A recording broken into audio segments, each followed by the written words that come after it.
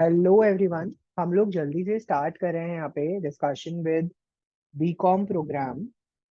मैं BCom programme का corporate accounts paper की डिस्कशन बेसिकली स्टार्ट कर रहा हूँ। मैं आप लोगों के साथ जो ये चैप्टर स्टार्ट कर रहा हूँ, this is chapter number 6, issue of debentures. Now यहाँ पर आपको बेसिकली दो तीन चीजें ध्यान रखनी है। मैं जो book basically, since this is a exam oriented series, I am focusing and I am teaching from the book Shivdas. मैं जो बुक का रेफरेंस ले रहा हूँ वो है शिवदास का। अगर आप लोग मेरे साथ कनेक्ट करना चाह रहे हैं या आप मेरे साथ ये वाले जो मैं ये राइटिंग बोर्ड वाले जो नोट्स हैं, अगर आप ये नोट्स चाहते हैं तो मैं ये बोर्ड नोट आप लोगों के साथ शेयर कर सकता हूँ। For that you can join our Telegram group, and in that Telegram group आप चाहो तो ज्वाइन करके आप अपने डाउट्स मुझसे ले सकते हैं। ठीक है, आप मुझसे वहाँ पे डाउट्स शेयर कर सकते हैं। उसके साथ साथ आप लोग वहाँ पर ये वाले जो बोर्ड नोट्स हैं उनको एक्सेस कर सकते हैं।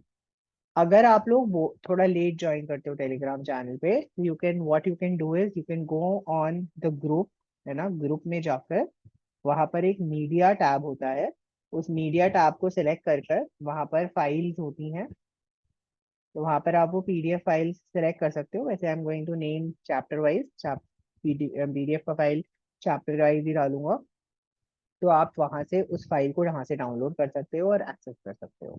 ठीक है ना। जस्ट इन केस बहुत लोगों को ये डाउट आता है, सर आपने बोला था कि आप शेयर करोगे, आपने शेयर नहीं किया, तो this is just a simple thing जहाँ पे मैं इसको शेयर कर दूंगा। ठीक है।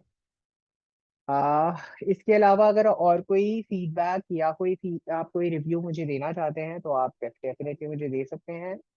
Before I actually start, please do like the video, जल्दी से लाइक कर लीजिए वीडियो को, और उसके साथ साथ शेयर कीजिए अपने ज़्यादा से ज़्यादा फ्रेंड्स के साथ जिनका सिमिलर पेपर है।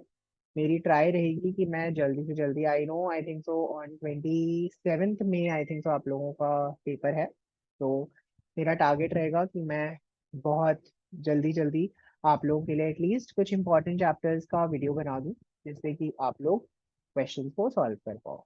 मेरी मैं थ्योरी क्वेश्चंस तो मुझे लग नहीं रहा कवर कर पाऊंगा इन वीडियो लेक्चर्स में, लेकिन जो प्रैक्टिकल क्वेश्चंस हैं जिनको करने में बच्चों को समझने में दिक्कत आती है, एटलीस्ट मैं उनके कॉन्सेप्ट उनके टॉपिक्स आपके साथ यहाँ पे डिस्कस कर दूँ। मेरी कोशिश रहेगी ज्यादा से ज्यादा चैप्टर्स मैं आप लोगों के साथ यहाँ पे डिस्कस करूँ।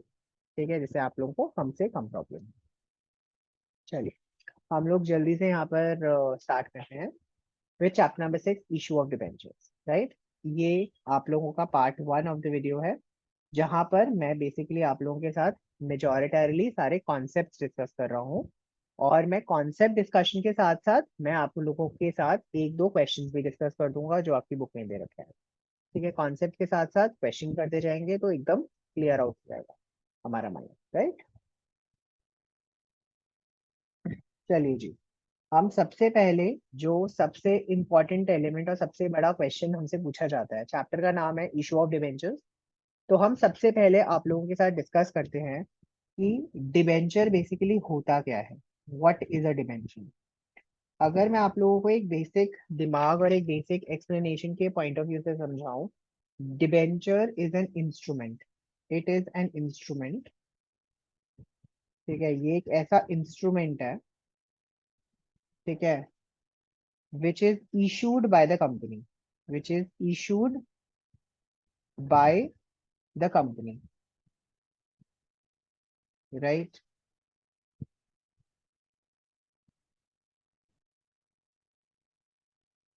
सिग्निफाइंग, ये जो हमारा डॉक्यूमेंट है, ये जो हमारा इंस्ट्रूमेंट है, ये सर हमें क्या सिग्निफाई करता है? सर ये डॉक्यूमेंट और ये जो इंस्ट्रूमेंट है, ये मुझे सिग्निफाई करता है, ठीक है, द एक्नॉलेजमेंट। ठीक है, the acknowledgement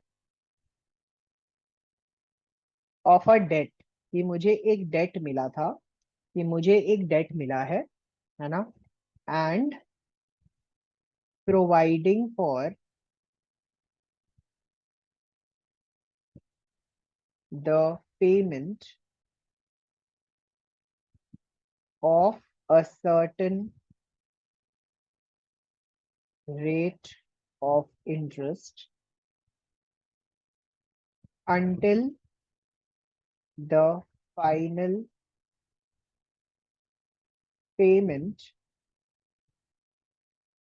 of principal amount on or before the fixed date। Basically अगर आप यहाँ पे देखेंगे किसी भी फिक्स डेट से पहले मैंने अगर कोई अमाउंट बोरो किया है, let us understand this with the help of an example. Let this is a company, this is a company, ठीक है, let me take it as company X example, और ये है मिस्टर ए, ठीक है, ये है mister A. What happened here is कि मिस्टर ए ने यहाँ पर कंपनी को, मिस्टर ए ने यहाँ पर कंपनी को 10 लाख रुपीज, ठीक है, 10 लाख रुपीज कैश में पे किया, कैश में दिया, ठीक है। What happened here is company ने इन रिटर्न, कंपनी ने इन रिटर्न, ठीक है भाई, कंसिडरेशन तो इन रिटर्न कुछ मिलेगा ना, तो जो रिटर्न में कंसिडरेशन मिला वो उन्हें एक इंस्ट्रूमेंट मिला, ठीक है। इस इंस्ट्रूमेंट के ऊपर लिखा हुआ था डिवेंचर्स, ठीक है। अभी डिवेंचर्स इंस्ट्रूमेंट का मतलब क्या है, this is a debt instrument, मतलब एक तरीके से तुमने हमें लोन दिया है, हमें उधार दिया है, ठीक है। इस डेट डेट इंस्ट्रूमेंट में हमने एक और चीज मेंशन कर दिया कि कंपनी जो है वो एट द रेट 10% का इंटरेस्ट पे करेगी पर एनम इस लोन पे, ठीक है। कंपनी जो है एवरी ईयर, ठीक है, कंपनी जो है एवरी ईयर 1 लाख रुपीज का पेमेंट करेगी, मतलब रिटर्न करेगी। तो मतलब ये लोन, ये जो हमें एक जो लोन दिया प्रैक्टिकली कितने साल का हो गया, 10 साल का लोन हो गया, क्योंकि 10 लाख रुपए का लोन दिया है, हर साल 1 लाख रुपए रिटर्न करेगी, है ना, तो मतलब हर 10 ईयर में लोन रीपे हो जाएगा, ठीक है। और आपको बोला कि 10% का इंटरेस्ट मिलेगा पर एनम बेसिस पे। तो बेसिकली हमें एक इंस्ट्रूमेंट मिला, डेट इंस्ट्रूमेंट, जिसमें हमें कुछ कंडीशंस उन्होंने मेंशन कर दी, और इस पर्टिकुलर इंस्ट्रूमेंट, इस पर्टिकुलर डेट इंस्ट्रूमेंट को हम कहते हैं डिवेंचर, ठीक है। अगर आप एक बेसिक भाषा में, एक सिंपल भाषा में मैं आपको समझाने की कोशिश करूं, डिवेंचर है क्या, एक तरीके से एक इंस्ट्रूमेंट है, वही देख लो टर्म्स हमने यहाँ पे यूज करे, अगर आप देख सकते हो यहाँ पर भी मैंने वही टर्म्स यूज करे, एक इंस्ट्रूमेंट है, ठीक है, जो कंपनी के द्वारा इशूड होता है, ठीक है, जिसमें हम एक्नॉलेजमेंट देते हैं, क्या एक्नॉलेजमेंट देते हैं कि आपने हमें उधार दिया है, सामने वाली पार्टी ने हमें उधार दिया है, सामने वाली पार्टी ने मुझे डेट दिया है, ठीक है। सर इसके साथ साथ और क्या होता है, यहाँ पे डेट देने के साथ साथ और क्या करते हैं, सर डेट देने के साथ साथ एक और चीज करते हैं कि हमें ये बताया जाएगा कि पेमेंट मिलेगी इंटरेस्ट की, है ना, पेमेंट मिलेगी रेट ऑफ इंटरेस्ट की, और और सर हमें जो फाइनल पेमेंट दी जाएगी प्रिंसिपल अमाउंट की, वो एक सर्टेन फिक्स्ड डेट तक मिलेगी। तो जैसे मेरे एग्जांपल में मैंने बोला हर साल 1-1 लाख रुपए मिलेगा, तो ऐसे ही आप यहाँ पे हो सकता है बोल सकते हो कि 10 10 साल बाद इस डेट पे आप मुझे फाइनल पेमेंट दे दोगे। तो this is a basic definition of the term debenture, right, this is a basic definition of the term debenture. Sir क्या ये डिबेंचर्स की जो डेफिनेशन है हमें exactly word by word learn करनी पड़ेगी? नो, कहीं पे भी ऑफिशियली डिबेंचर्स की कोई डेफिनेशन दे रखी नहीं है, आप अपनी भाषा में भी बना के क्वेश्चन से लिख सकते हो, दे सकते हो इस डेफिनेशन को, ठीक है, आप अपनी भाषा में बना के लिख सकते हो। सेकेंड थिंग, सर हमने बोला डिबेंचर तो एक ठीक है, क्या है क्या नहीं है हमें समझ आ गया, सर डिबेंचर और शेयर में क्या डिफरेंस है, ठीक है, एक इंपॉर्टेंट क्वेश्चन है, एग्जाम में कई बार पूछा गया है, एक इंपॉर्टेंट क्वेश्चन है, थ्योरी क्वेश्चन है, एग्जाम में कई बार पूछा गया है। सर शेयर क्या होता है? शेयर होता है हिस्सा इन अ कंपनी, मतलब मैं जब किसी कंपनी में काम कर रहा हूँ मैं जब किसी कंपनी का ओनर, जब मैं ओनर बनता हूँ कंपनी का, तो कंपनी के ओनर बनने पर मुझे जो जो हक मिलते हैं, मुझे क्या मिलता है इन रिटर्न, मुझे एक शेयर मिलता है ना। जैसे कि एक पर्टिकुलर पर्सन है जिसने अपनी कंपनी में पैसा लगाया, ठीक है, मिस्टर ए है, ठीक है बेटा, इन्होंने कंपनी में 10 लाख रुपए लगाए, ठीक है। अब इन्होंने ये 10 लाख रुपए उधार के रूप में नहीं दिए। व्हाट हैपेंड इज, कंपनी ने बोला एक काम करो, आप मेरी कंपनी के शेयर खरीद लो। तो बेसिकली मेरे को कंपनी में क्या मिल गई, ओनरशिप मिल गई। क्या मिल गई कंपनी में, ओनरशिप मिल गई। तो जब ओनरशिप मिलती है कंपनी में तो मुझे बेटा मिलते हैं शेयर्स। जब मुझे कंपनी में ओनरशिप मिलती है तब मुझे मिलते हैं शेयर्स। दूसरी बात सर, सेकंड, जब मेरे को डेट इंस्ट्रूमेंट मिलता है, जब मुझे उधारी का इंस्ट्रूमेंट मिलता है तो उसे मैं कहता हूँ डेट, डिवेंचर। तो मैंने बेसिकली अगर कहीं से बोरोइंग करी है, मतलब मैंने तुझसे पैसा उधार लिया है, बट तू मेरा मालिक नहीं है, you are not my owner. I have borrowed money from you but you are not my owner. In that case I will be issuing debentures. But if you, I have taken up money from you and you have become my owner, तो मेरा owner बन चुके हो, तो वो हमारे लिए क्या बन जाएगा, वो हमारे लिए शेयर्स का रूप में कन्वर्ट कर लेता है। आपको बेसिकली इसी तरह की चीज लगनी है। डिबेंचर हमारे लिए एक तरीके से क्रेडिटर हो सकता है, शेयर होल्डर हमारे लिए ओनर होता है कंपनी का, है ना। शेयर्स इशू किए जाते हैं ओनर्स कैपिटल में से, डिबेंचर्स इशू किए जाते हैं from loan and borrowing. Sir इसके बाद में हमें बोलता है इनकम और रिवॉर्ड फॉर इन्वेस्टमेंट। सर जो डिबेंचर्स होते हैं उन्हें फिक्स रेट ऑफ इंटरेस्ट पे इंटरेस्ट मिलता है, फिक्स रेट ऑफ इंटरेस्ट पे, आरओआई पे उन्हें इंटरेस्ट मिलेगा। वेराज जो हमारे इक्विटी शेयर कैपिटल होते हैं, जो हमारे शेयर होल्डर्स होते हैं, उन्हें हम हर सालाना बेसिस पे डिविडेंड देते हैं। सर इनका जो डिविडेंड का रेट होता है वो फिक्स नहीं होता, इनका डिविडेंड का रेट जो होता है वो फ्लक्चुएटिंग होता है। सर इसके बाद में हमें बोलता है कि डिबेंचर्स का जो इंटरेस्ट होता है और डिबेंचर्स का जो खर्चा होता है वो सारा चार्ज अगेंस्ट प्रॉफिट होता है। मतलब इसको आप प्रॉफिट में से माइनस करोगे ही करोगे, चाहे लॉस हो चाहे प्रॉफिट हो, ये खर्चा देना ही पड़ेगा, it's a mandatory expense. Whereas जो आपका शेयर का खर्चा होता है, it is a charge against profit. अगर फायदा हुआ तभी दोगे, है ना जी। किसी साल नुकसान हो गया तो उस साल आप उन्हें डिविडेंड नहीं दोगे, उन्हें आप केवल उन्हें छोड़ दोगे। लेकिन डिबेंचर्स वालों को आपको इंटरेस्ट देना ही पड़ेगा। क्यों देना पड़ेगा interest, why do have to give up interest every year, every time? Because उनके लिए वो चार्ज है, लेकिन उनके लिए चार्ज अगेंस्ट प्रॉफिट है, प्रॉफिट होगा तभी देंगे, अदरवाइज नहीं देंगे। ठीक है, तो इस तरीके के आपको कुछ डिफरेंसेस हैं, around 7 to 8 point, 6 to 7 points हैं, आप चाहो तो लर्न कर सकते हो। अब हम आ जाते हैं सबसे इंपॉर्टेंट पार्ट जिसके बारे में हम डिस्कशन करने वाले हैं, that is the accounting treatment. ठीक है ना। सर अकाउंटिंग ट्रीटमेंट बहुत ही बेसिक है, जैसे कि हम शेयर्स पे करते हैं, कुछ वैसा सा ही है। अकाउंटिंग ट्रीटमेंट में कुछ खास फर्क नहीं है। जैसे हम शेयर्स का अकाउंटिंग ट्रीटमेंट करते हैं वैसे डिबेंचर्स का करते हैं। मैं समझा देता हूँ बेसिकली। बेटा डिबेंचर्स को इशू करने के वही दो तरीके हैं जैसे कि आप लोगों ने पढ़े हुए हैं। पहला, for a consideration, for a consideration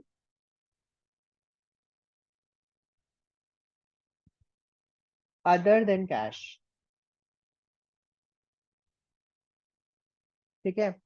and दूसरा है फॉर अ कंसिडरेशन,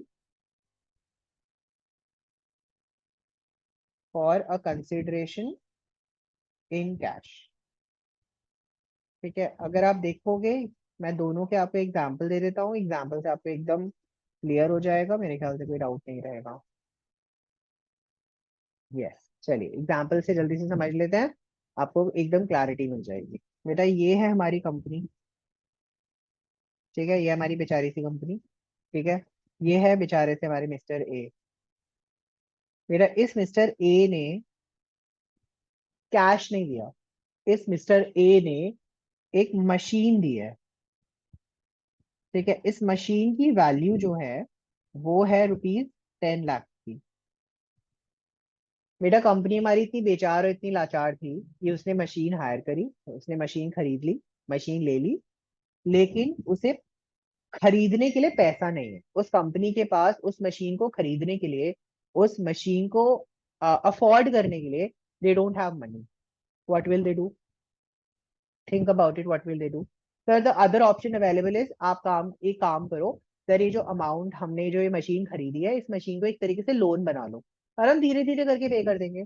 तो बेसिकली क्या करेंगे, वो इसके अगेंस्ट डिबेंचर्स इशू कर देंगे या डेट इंस्ट्रूमेंट इशू कर देंगे, जिसका नाम है डिबेंचर। ठीक है, तो बेसिकली हमने कोई एसेट खरीदा किसी से, और उस एसेट के बदले हमने उसे डिबेंचर्स इशू कर दिए। तो वो जो डिबेंचर्स इशू करा in lieu of a purchase of an asset, that is basically हमारे लिए purchase issue of debentures for a consideration other than cash. ठीक है सर, यहाँ पर हमारे लिए बेसिकली दो एंट्री होती है। पहली एंट्री होती है जब हम कोई एसेट एक्वायर करते हैं, तो एसेट की एक्विजिशन की एंट्री जो होती है वो होती है एसेट अकाउंट डेबिट। वो होती है हमारे लिए asset account debit to vendor account, जिससे भी हमने एसेट खरीदा है बेटा, है ना। तो this is basically a simple basic entry of purchase of asset. ठीक है सर, जो सेकेंड एंट्री होती है हमारे लिए, जो सेकेंड एंट्री होती है, वो सेकेंड एंट्री हमें बोला जाता है कि अब हमने एसेट तो खरीद लिया, है ना, अब हमने एसेट तो खरीद लिया। अब हम क्या करेंगे, अब हम एसेट खरीदने पर हम एसेट की पेमेंट नहीं करेंगे, हम इंस्टेड उनको डिबेंचर्स इशू कर देंगे। तो जब हम खरीदने पर एसेट खरीदने की बजाय हम उनको डिबेंचर्स इशू कर देते हैं, हम यहाँ पे जर्नल एंट्री पास करते हैं। ये जो वेंडर अकाउंट है इसे डेबिट कर देते हैं, वेंडर अकाउंट डेबिट। ठीक है, to percentage debentures account. Debentures को हमेशा हम एक परसेंटेज में रेफर करते हैं। ये जो परसेंटेज है ना, हमने जो परसेंटेज लिखा है सर, ये परसेंटेज बेसिकली होता क्या है सर, ये परसेंटेज बेसिकली रिप्रेजेंट करता है कितना इंटरेस्ट हमें पे करना है इस डिबेंचर पे, है ना। जैसे मैं कहता हूँ 9% डिबेंचर, मैंने कहा 9% डिबेंचर, तो मतलब मुझे इन डिबेंचर से 9% का रेट ऑफ इंटरेस्ट पे करना, राइट। सर इसके साथ साथ हो सकता है कि ये डिबेंचर फेस वैल्यू पे इशू हुए हैं, तो परसेंटेज डिबेंचर आके काम खत्म हो जाएगा। लेकिन हो सकता है ना सर, ये डिबेंचर्स हमने डिस्काउंट या प्रीमियम पे इशू करे हो। अगर डिस्काउंट या प्रीमियम पे इशू करते हैं तो हम यहाँ पे डिस्काउंट को डेबिट कर देते हैं, डिस्काउंट ऑन इशू को डेबिट कर देते हैं, और प्रीमियम जो हमारा सिक्योरिटी प्रीमियम होता है उसे हम यहाँ पे क्रेडिट कर देते हैं। Right, this is how the debentures are issue, that's it. यही दो बेसिक जर्नल एंट्री की जाती है जब भी हम डिबेंचर्स को इशू करते हैं अदर देन कैश। जैसे कि मैंने कहा कि 10 लाख रुपए की मशीनरी है, तो मैंने यहाँ पे 10 लाख रुपए से एसेट परचेज दिखा दिया। सर अगर मैंने बोला कि मैंने 100 रुपए के डिबेंचर, है ना, मैंने 100 रुपए के डिबेंचर है और मैंने इसको बेसिकली 120 रुपए में इशू करे हैं। एक डिबेंचर 100 रुपए का है जिसकी फेस वैल्यू 100 रुपए की है ना, बट मैंने इसे इशू किया है 120 में। तो what am I going to do sir, I am going to do 10 lakh divided by 120, that's going to give me 10 lakh divided by 120। तो मेरे पास आ जाएगा 8333 डिबेंचर्स, 34 ले लेता हूँ मैं से फॉर सिंप्लिसिटी से, है ना। और यहाँ पर मेरे पास वेंडर में 10 लाख आ जाएगा, है ना। यहाँ पर आ जाएगा 8.3 लाख, है ना, 8.3 लाख, है ना। और अगर आप देखोगे मेरे पास सिक्योरिटी प्रीमियम में आ जाएगा 1.7 लाख। ओके, आई होप यहाँ तक कोई प्रॉब्लम नहीं है, सब कुछ क्लियर होना चाहिए, बिल्कुल जेन्युइनली क्लियर होना चाहिए, right. At any point of time अगर आपको लग रहा है कि आई am going a little slow, आप प्लीज स्पीड बढ़ा लो, या अगर आपको लग रहा है मैं बहुत फास्ट जा रहा हूँ तो रिवाइंड कर लो, because I have to keep the duration of the video little slow, थोड़ी कम रखनी है, और मुझे पीपल एट लार्ज की रिक्वायरमेंट्स को भी फुलफिल करना है, ठीक है। इसीलिए I am going to keep the video a little length wise, I keep it a little less, say 35 to 40 minute तक की ही वीडियो में रखूंगा एक पार्ट की, है ना, सो दैट एक एक टॉपिक करके कवर करते जाएंगे तो हमारे लिए टॉपिक्स क्वेश्चंस अच्छे से कवर होते जाएंगे। अगर आप देखोगे अगर आप देखोगे यहाँ पर इस टाइप का जो क्वेश्चन मैंने किया है, इससे रिलेटेड आपको एक क्वेश्चन दे रखा है, आपकी बुक में एक क्वेश्चन इससे रिलेटेड दे रखा है, क्वेश्चन नंबर,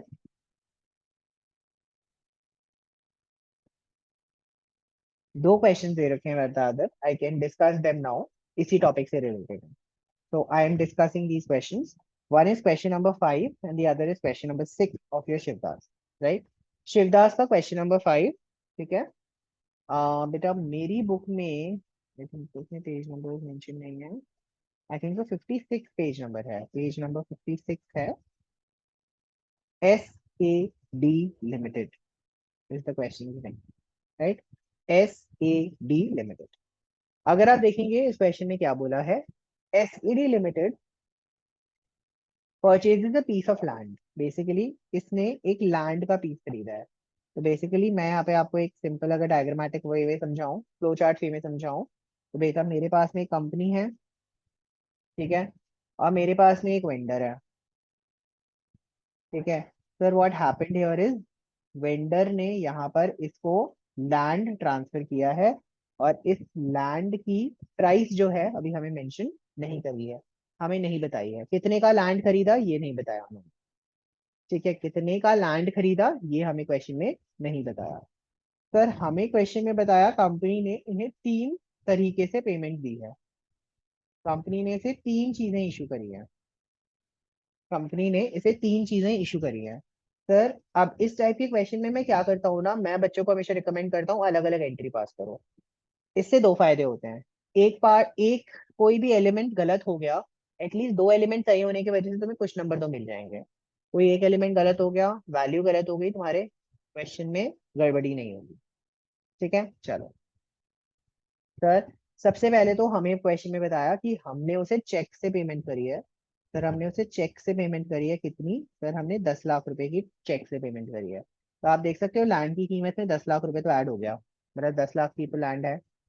सर उसके साथ साथ हमें क्वेश्चन में बोला कि उसने बिल ऑफ एक्सचेंज इशू करा, उसने बिल ऑफ एक्सचेंज इशू करा है ऑफ रुपीज 5 लाख, उसने 5 लाख रुपीज का बिल ऑफ एक्सचेंज इशू करा है, ठीक है। दैट मीन्स ये 5 लाख रुपीज भी इसमें ऐड हो गया। सर इसके साथ साथ आपको क्वेश्चन में ये भी बता रखा है, सर आपको इसके साथ साथ क्वेश्चन में ये भी बता रखा है कि उसने 5,009% डिबेंचर्स इशू करे हैं at the rate rupees 100 each. बेटा अगर आप इसकी कैलकुलेशन देखोगे तो 5,000 × 100 ये भी हो जाएगा 5 लाख रुपीज।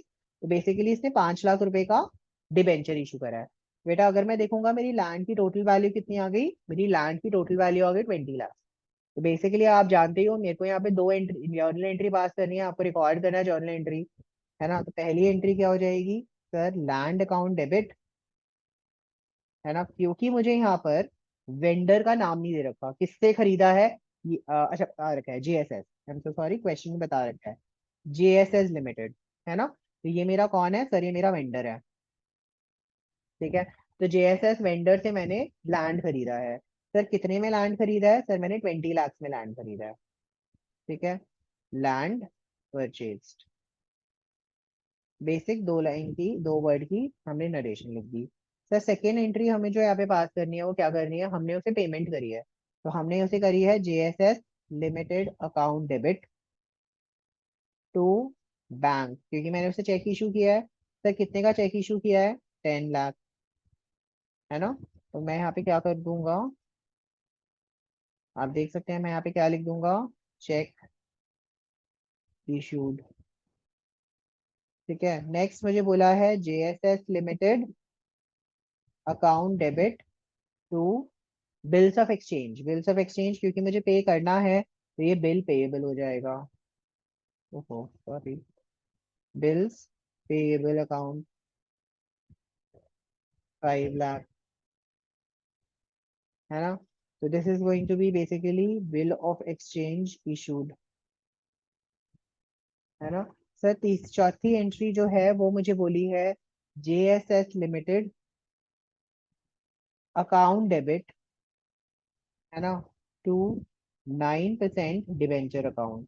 बट बेटा यहाँ पर अगर आप देखोगे मुझे एक छोटा सा कॉन्सेप्ट और बता रखा है, छोटा सा कॉन्सेप्ट है, समझ लेते हैं साथ के साथ। बेटा मुझे क्वेश्चन बोला है कि मैंने 100 रुपए के 5,000 डिवेंचर इशू करे हैं, तो मतलब ये हो गया 5,000 × 100, फेस वैल्यू है इसकी 5,000 × 100, 5 लाख, और यहाँ पे भी 5 लाख है। लेकिन क्वेश्चन में बोला है कि ये 10% के प्रीमियम में रिडीमेबल है। 10% के प्रीमियम में रिडीमेबल मतलब कि जब मैं इस डिबेंचर को रीपे करूंगा मैं कितना पैसा दूंगा, सर मैं उसे 5 लाख नहीं दूंगा, मैं उसे 5,50,000 दूंगा, 10% प्रीमियम दूंगा, 10% और बना के दूंगा। तो अगर आप देख सकते हो ये मेरे लिए नुकसान होगा या ये मेरे लिए नुकसान होगा, राइट, ये मेरे लिए लॉस होगा। तो आप देख सकते हो मुझे उसे प्रीमियम देना है ऑन रिडम्पशन, तो मैं यहाँ पे प्रीमियम और रिडक्शन को भी एक क्रेडिट करूंगा। सर कितने अमाउंट से क्रेडिट करूंगा? 50,000 से, तो 0.5 लाख।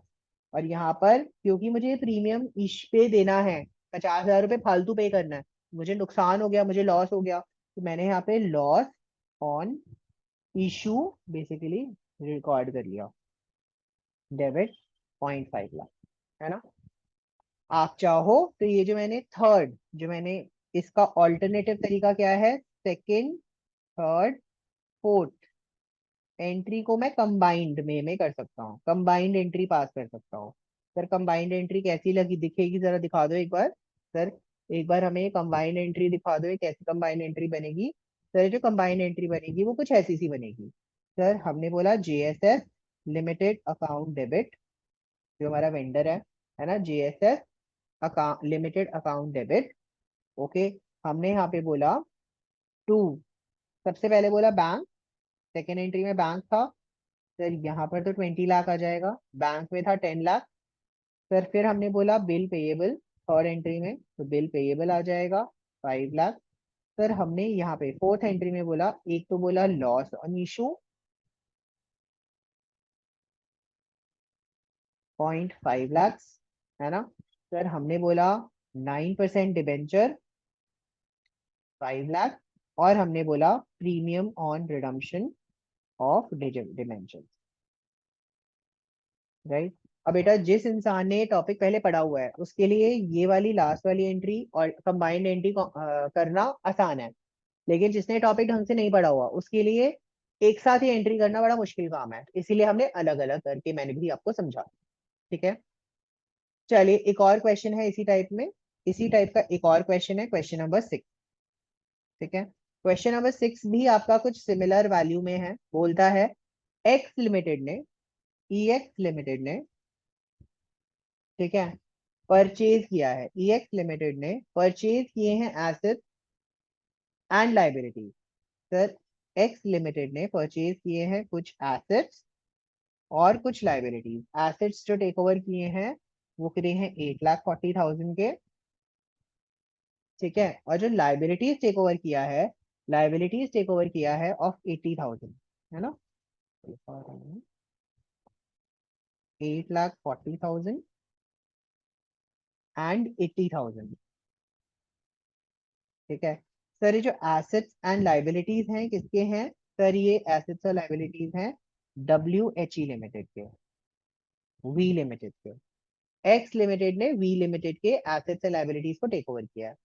चलिए सर, वेरी गुड। सर बोलता है इसने जो अग्रीड वैल्यू दिया है ना, जो अग्रीड वैल्यू है वो है 7,20,000। बोलता है ये 8,40,000 और 80,000 रुपए के जो ये एसेट्स और लाइबिलिटीज हैं, ये जो इसने एसेट्स और लाइबिलिटीज टेक ओवर करे हैं, इस एसेट्स और लाइबिलिटीज को टेक ओवर करने के लिए उसने 7,20,000 रुपीज का पेमेंट किया है। बढ़िया सर, कोई प्रॉब्लम नहीं है। सर इसके लिए उसने क्या करा, इसके लिए उसने 10% डिबेंचर्स इशू करे हैं। सर उसने 10% के डिबेंचर्स इशू करे हैं जिनकी फेस वैल्यू है 100 रुपीज की, एट अ डिस्काउंट ऑफ 10%। ठीक है, at a discount of 10%। Let's try to just understand the question, let's just try to simply understand the question. इसमें एक छोटा सा कॉन्सेप्ट और होता है जिसको हम कहते हैं बिजनेस परचेज का। सर यहाँ पर ना छोटा सा हम एक कॉन्सेप्ट डिस्कस कर रहे हैं ऑफ बिजनेस परचेज। बेटा जब भी आप किसी रनिंग बिजनेस को परचेज करते हो और रनिंग बिजनेस को परचेज करने पर आप उसके लिए डिबेंचर्स इशू कर देते हो, रनिंग बिजनेस को परचेज कर कर आप उस रनिंग बिजनेस को परचेज कर कर उसके अगेंस्ट डिबेंचर्स इशू कर देते हो। ठीक है, आप जब ऐसा कुछ करते हो हमारे लिए बेसिकली यहाँ पे अगेन दो ही एंट्रीज होती हैं। पहली एंट्री होती है एसेट्स अकाउंट डेबिट, ठीक है, टू लाइबिलिटीज अकाउंट, ठीक है, टू जो भी हमारा परचेजर कंपनी होता है, जो भी हमारा परचेजिंग कंपनी होती है, मतलब जिसे हम खरीद रहे होते हैं।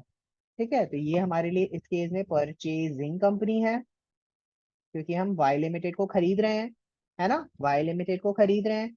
एक्स लिमिटेड खरीद रहा है तो ये परचेजर कंपनी हो गया। क्या हो गया? ये परचेजर कंपनी हो गया। तो हम परचेजर कंपनी का नाम दिखाते हैं जहां पर हम अग्रीड वैल्यू का पेमेंट करते हैं। इस अग्रीड वैल्यू को हम परचेज कंसिडरेशन भी कहते हैं। इस अग्रीड वैल्यू को हम परचेज कंसिडरेशन भी कहते हैं, ठीक है। और सर अगर इस एंट्री को पास करने में ना कुछ डिफरेंस आ रहा है, कुछ बैलेंस बच रहा है, अगर वो बैलेंसिंग फिगर इस तरफ आ रहा है, अगर वो बैलेंसिंग फिगर इस तरफ आ रहा है, डेबिट साइड में आ रहा है, उसे हम नाम देते हैं गुडविल का, उसे हम नाम देते हैं गुडविल का, ठीक है। लेकिन अगर वो बैलेंसिंग फिगर यहाँ लाइबिलिटीज में आ रहा है, लाइबिलिटी साइड में, क्रेडिट साइड में आ रहा है, तो हम इसे नाम देते हैं कैपिटल रिजर्व, ठीक है। तो हम इसे नाम देते हैं कैपिटल रिजर्व, ठीक है जी, कोई प्रॉब्लम तो नहीं है। सर जो हमारी सेकेंड एंट्री है ना, वो बिल्कुल सेम है, बस यहाँ पर अब हम वेंडर की जगह क्या नाम लिखेंगे, परचेजिंग कंपनी, है ना। हम यहाँ पे परचेजिंग कंपनी का नाम लिखेंगे वेंडर की जगह। और सर वही परसेंटेज डिवेंचर, डिस्काउंट है तो डिस्काउंट, सिक्योरिटी प्रीमियम है तो security premium, that's it. Rest of the question remains perfectly same, तो बिल्कुल वैसे ही रहेगा जैसा हमने पहले किया सेकंड में। तो sir in the given question अगर आप देखोगे, मुझे एसेट्स की वैल्यू दे रखी है 840, लाइबिलिटीज की दे रखी है 80, और अग्रीड वैल्यू या हम इसे कह सकते हैं परचेज कंसिडरेशन, वो मुझे क्वेश्चन में दे रखा है 7,20,000। तो पहली एंट्री तो बड़े आराम से पास हो जाएगी। तो सर पहली एंट्री हमारी इस केस में क्या हो जाएगी, सर फर्स्ट एंट्री हमारी इस केस में देख लीजिए, बहुत ही बेसिक सी है, कुछ खास नहीं करना। Assets account debit to liabilities account to Y limited, है ना। ये है मैं 840 के, ये है 80 के, 80,000, और ये है 7,20,000। अगर आप देख सकते हैं यहाँ पे 40,000 का डिफरेंस है, 840 एंड, और कहाँ पे साइड डिफरेंस है, ये जो डिफरेंस है ये ऑन द लाइबिलिटी साइड है, तो मैंने यहाँ पे कैपिटल रिजर्व लिख दिया। अगर आप देख सकते हैं मैं हमेशा एक लाइन ऊपर में छोड़ता हूँ, अगर डेबिट में हो तो डेबिट में, क्रेडिट में हो तो क्रेडिट, ठीक है। सर ये हमारा बैलेंसिंग फिगर है, ये आपको याद रखना है, ठीक है। बीइंग एसेट्स और लाइबिलिटीज टेकन ओवर, हमने एसेट्स एंड लाइबिलिटीज ले ली अपने पास अपनी कंपनी में। सर सेकंड, अब हम उसको क्या करने वाले हैं, सर हम अब उसे डिबेंचर्स इशू करने वाले हैं। सर अगर आप ध्यान से देखोगे मुझे कितना पैसा देना है उसे, सर मुझे उसे 7,20,000 रुपीज देना है, ठीक है। तो Y limited account debit 7,20,000। Sir अब मैं यहाँ पे सिंपल कैलकुलेशन कर लेता हूँ, अगर आपको पता है यहाँ पे डिस्काउंट है, तो discount on issue account debit to 10% debentures account, है ना। बेटा अगर हम यहाँ पे एक सिंपल कैलकुलेशन करें, अगर हम यहाँ पे सिंपल एक कैलकुलेशन करें, let's try to do this calculation. Sir मेरे को पेमेंट करनी है 7,20,000 रुपीज की, एक शेयर की वैल्यू है 100 रुपीज, है ना। और मैंने 10% का डिस्काउंट देना है, तो 10 रुपीज हो गया। तो आप देखोगे मैंने नंबर ऑफ डिबेंचर्स कितने इशू करे, 7,20,000, 7,20,000 divided by 90, that comes out to be 8,000 debentures. तो यहाँ पर हो जाएगा 8,000 इंटू 100, 8 lakhs, और यहाँ पर हो जाएगा 80,000 being debentures issued at 10% discount. काम खत्म, देख लीजिए क्वेश्चन खत्म, राइट। तो आई होप यहाँ तक आपको इस वाले पार्ट में मैंने बेसिकली आप लोगों के साथ डिस्कस किए दो questions based on issue of shares, issue of debentures for a consideration other than cash के, है ना। मैंने issue of debentures other than cash के दो क्वेश्चंस आप लोगों के साथ यहाँ पे डिस्कस किए हैं। प्लीज मेक श्योर कि आप यहाँ पे इन क्वेश्चंस को कर सकें, ओके। हमेशा एक छोटा सा ध्यान यहाँ पे रखेंगे, वैसे ये एंट्री करना मैंडेटरी नहीं होता, लेकिन क्योंकि कई बार बुक्स में दे रखी होती है, ये जो डिस्काउंट होता है, इस डिस्काउंट को हम हमेशा P&L में ट्रांसफर करते हैं। ये जो डिस्काउंट होता है, इस डिस्काउंट को हम हमेशा P&L में ट्रांसफर करते हैं। तो हम एक एंट्री और यहाँ पे पास करेंगे, जिसको हम कहेंगे P&L account debit to discount on issue of debentures, जो है हमारे लिए 80,000, ठीक है। Being discount on debentures transferred to P&L। ठीक है, ये वाली एंट्री वैसे मैंडेटरी नहीं होती है। ठीक है, ये वाली एंट्री वैसे करना मैंडेटरी नहीं होती है, लेकिन sometimes in the question it is given you need to do it, sometimes it is not. कर दो सेफ्टी साइड के लिए, it's not a problem. Right, तो आई होप यहाँ तक का कॉन्सेप्ट बिल्कुल आप लोगों को क्लियर होना चाहिए। I will see you in the next part where in हम यहाँ पे और चीजें डिस्कस करें। राइट, चलिए, thank you, see you again. Please make sure you like, share and subscribe to our channel.